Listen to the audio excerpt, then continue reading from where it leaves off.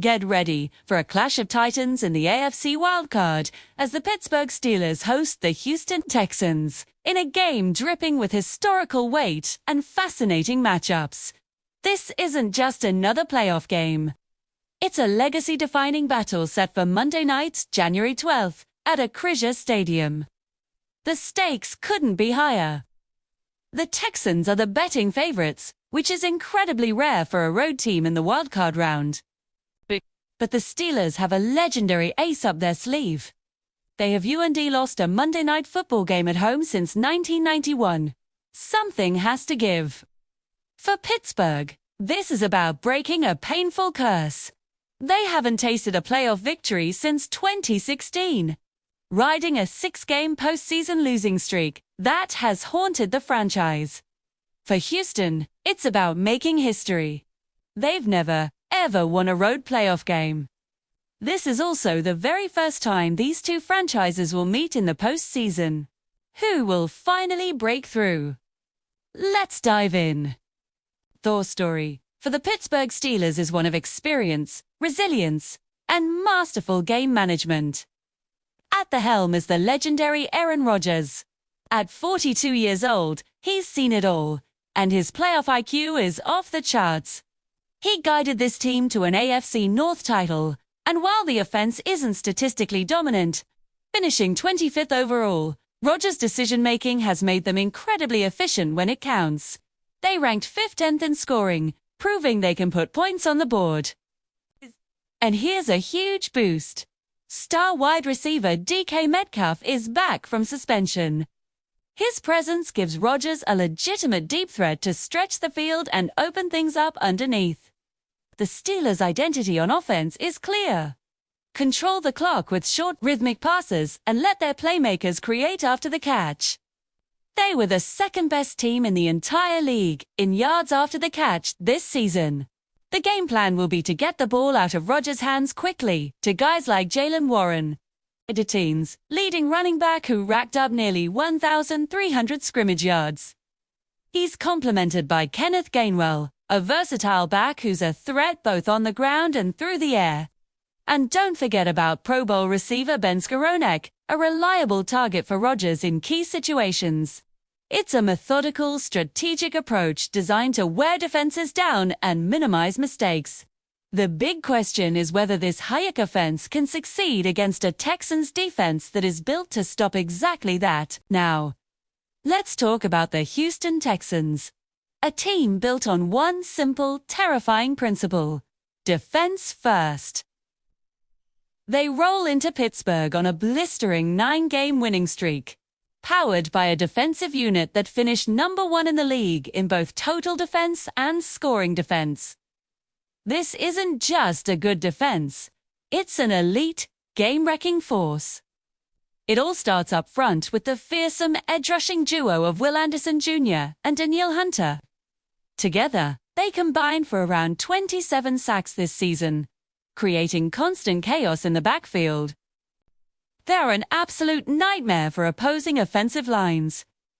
Behind them, linebacker Azeez Al-Shah flies to the football, leading the team in tackles and cleaning up everything. And the secondary is just as dangerous.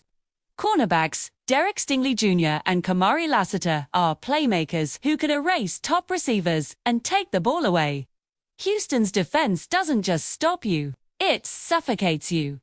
They finished 7th in the league at preventing yards after the catch, which sets up a massive collision course with the Steelers' offensive philosophy.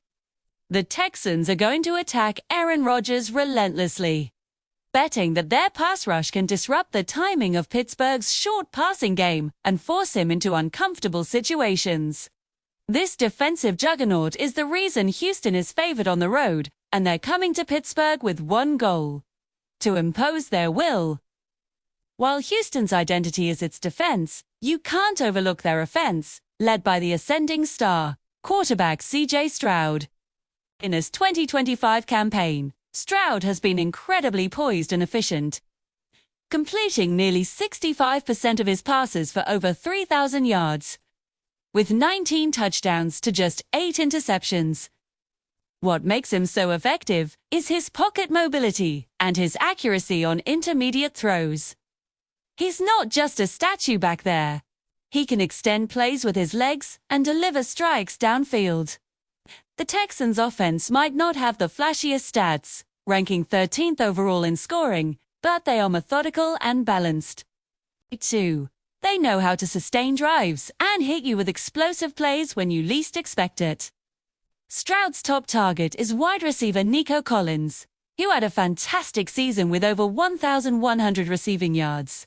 He's the go-to guy in critical moments.